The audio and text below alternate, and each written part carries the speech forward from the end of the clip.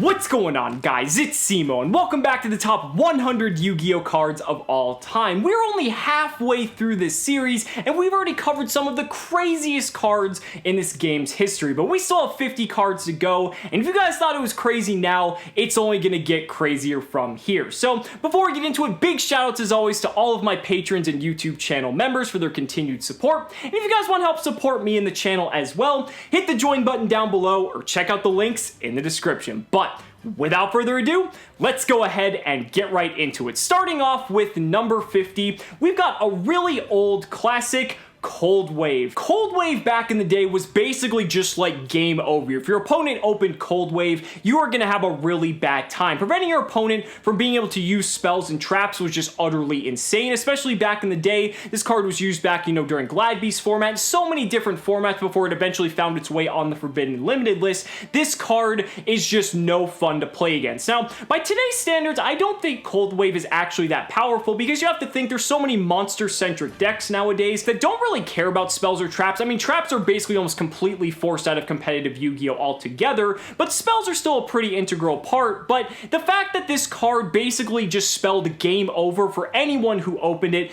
is no fun whatsoever, and I think a lot of people are glad that Cold Wave is gone. Now that's gonna bring us on though to number 49, and for number 49, we've got Frame Lord Omega. Now in my opinion, this might be the greatest synchro monster ever printed, and for good reason. I mean, it's generic, which means there's no specific cards that you need to make it other than a tuner and a non-tuner. It's level 8, which is a pretty easy level to make. 2800 attack, which is very, very good, and not to mention its two abilities. The first ability is the fact that it can rip a card out of your opponent's hand. Now, that's good for two reasons, because not only are you able to basically banish something that would basically be a resource that they would use against you otherwise, but you also get that information of what that card was, because it gets banished face up. So if you're going first and you Omega and hit something out of their hand, you now know what you're playing against before their turn even starts and can adjust your strategy accordingly. The second effect, though, basically allowed you to just recur resources from your banish zone back into your graveyard. So we would see with zombie-based decks, they would basically be able to put Mizuki back into the graveyard, meaning they could use it on their next turn,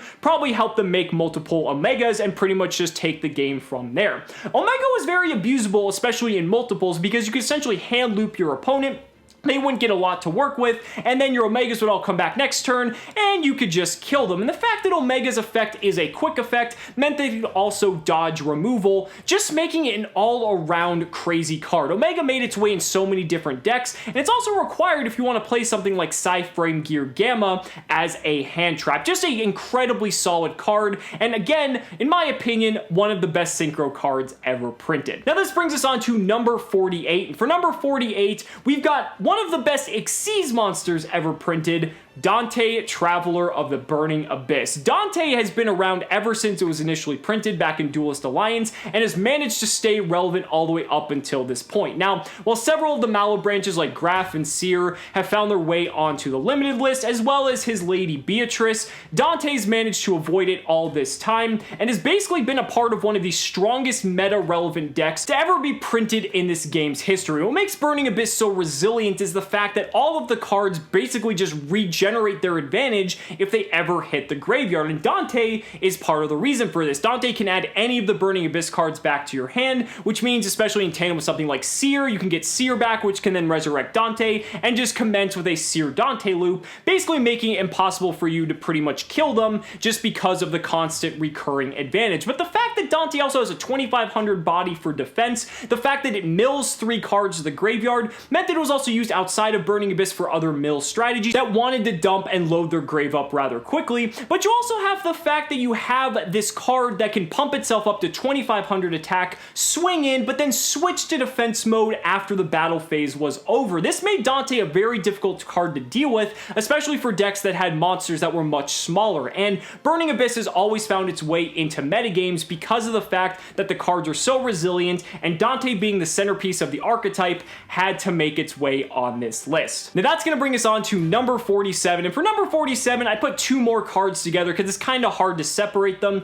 Sky Striker Engage and Hornet Drones. Now, Engage had to be on this list somewhere because this was basically like the 2018 version of Pot of Greed. If you had 3 spell cards in your graveyard when you activated it, not only are you searching any Sky Striker card, which there are plenty to choose from, but then you also got to draw a card in addition to that. But also, not to mention, it's not once per turn, so you could activate multiple, and the amount of advantage that this single card could generate was utterly crazy. And then you got Hornet Drones, which again was not once per turn, and allow you to special summon tokens to the field, which then by 2018 standards you could just link off with into other link monsters. You could use them in combination with tandem with cards like Phantom Sky Blaster to generate you even more tokens, and the amount of possibilities with Hornet Drones and Engage was really endless. You would see so many different decks and strategies experiment with splashing these two cards into their decks because they were really too powerful not to play. And if these cards never existed, I can't really imagine what 2018 Yu-Gi-Oh! Would look like because they've had that lasting of an impact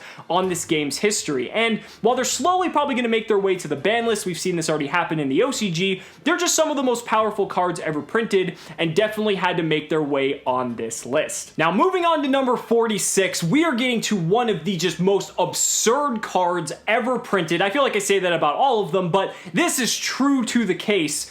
Evenly Matched. Holy shit, this card is nuts. Now, I remember when we first read Evenly Matched when it was spoiled, we thought the game was over. Like, this card, the amount of just sheer advantage and how this can just turn a game around is just crazy. And this card is still in the format at 3, so every time you're playing a single game of Yu-Gi-Oh!, especially at a high competitive level, you have to be cognizant that this card exists, because basically at the cost of relinquishing your battle phase, you can banish all cards your opponent controls, or at least pretty much to the difference of how many cards you control to your opponent. And if you don't control any cards, guess what? Even though it's a trap card, you can just slap it down and basically just blow your entire opponent's board away. And the fact that it banished all of the cards face down meant that there was no way that they were going to recur those cards. It doesn't target, it doesn't destroy, so it played around so many different types of card effects. This is still one of the most powerful cards to ever be printed, in my opinion. It is just utterly insane. The fact that you can destroy, or rather banish, like over 10 cards with a single card, and your opponent really can't do a whole lot to stop it,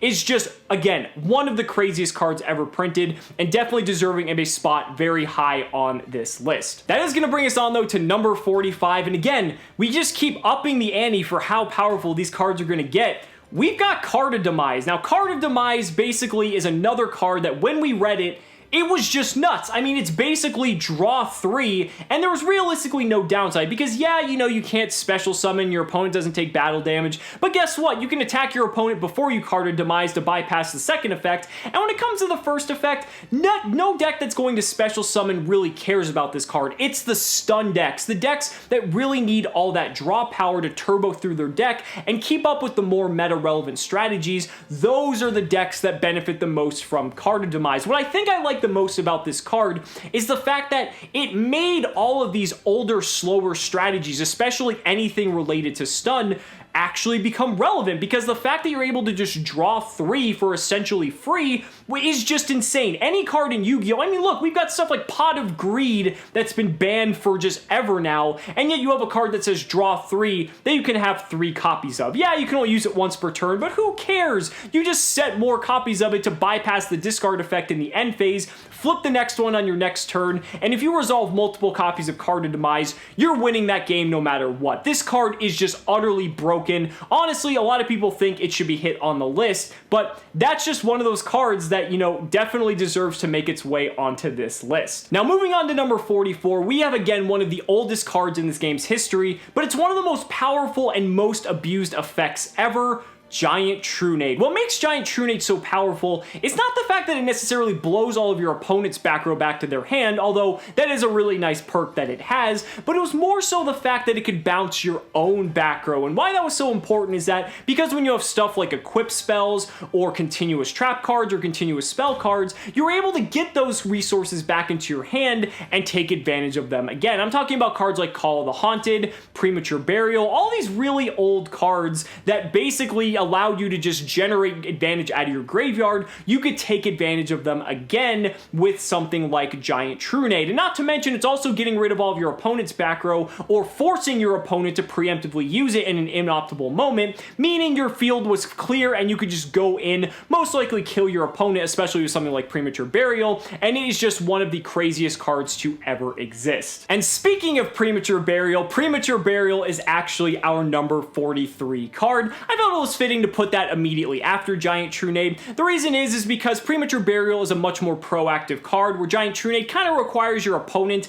to have a little bit of setup to get the maximum value, although you can use it in tandem with something like Premature Burial. I think there's a lot more combo potential and a lot more proactive use with something like Premature Burial by comparison. At the mere cost of 800 life points, you're able to resurrect any monster from your graveyard. Now, this is back in a time when like Monster Reborn was banned. Premature Burial is honestly better in some ways, because being able to trigger the fact that you could possibly destroy it by popping your own Premature Burial or recycling it to your hand with something like Giant Trunade, the fact that it's an equip spell makes it so much more abusable than something like Monster Reborn being a normal spell card. Premature Burial was just used in so many different decks. It was basically like no reason not to play it, especially back in the day. And the fact that we've had so many cards now like that just bounce cards back to the hand with ease, it basically showed that Premature Burial had to go, and it still remains on the ban list to this very day. Now, moving on to number 42, we probably have the most powerful counter trap card to ever be printed in Yu-Gi-Oh! Solemn Judgment. And rather than talking about this card myself, I'm going to let one of my friends do the talking for me, who has a much better understanding and love of this card than I do.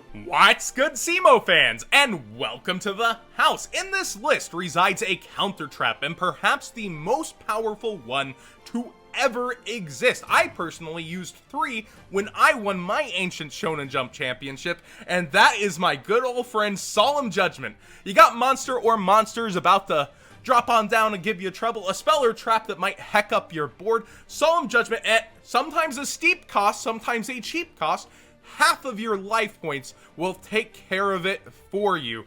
And in my era, you could run multiple. I was actually one of the first ever to win with 3 before it got popularized in the DAD format back in 2008/2009. So Solemn Judgment, for good reason, ends up on the FNL list even today, because imagine those U-Link boards with Saryuja consistently drawing into cards like these to actually have setup for back rows along with just crazy things happening to. Yeah, I'd rather avoid that future. So for good reason, this stays on our FNL list, but is one of my personal favorites of and by far that was underestimated for a very long time in Yu-Gi-Oh's history. Now, wrapping this video up at number 41, we have one of the simplest, most generic spell cards to ever be printed in this game, yet it's pretty much been played in almost every single format just because there's always a use for it.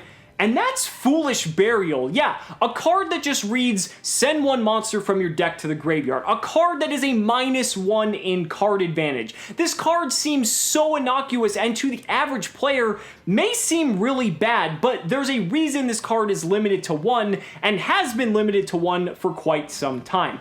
Ever since graveyards became essentially a second set of resources for the players in Yu-Gi-Oh! To take advantage of, Foolish Burial has always made its place in this game, because essentially this card reads, send any good card you want from your deck to the graveyard. And with so many effects triggering in the graveyard nowadays, this card essentially could do whatever you wanted it to do. I mean, if you want to special summon something from the grave, you had an option for that. If you wanted to add a card back to your hand, like there's just so many different effects across a wide array of different cards that Foolish Burial was essentially the all-in-one tutor that if you happen to draw it, it was going to give you so much combo potential, so much setup, that it was just going to make your plays that much better the sooner you saw it in your hand. Foolish Burial, again, for being one of the most simplest cards in this game, is utterly ridiculous, and it may seem like, compared to some of the other cards we've talked about, it's not that good, but the long-lasting impact that this card has had really justifies it taking this number 41 spot.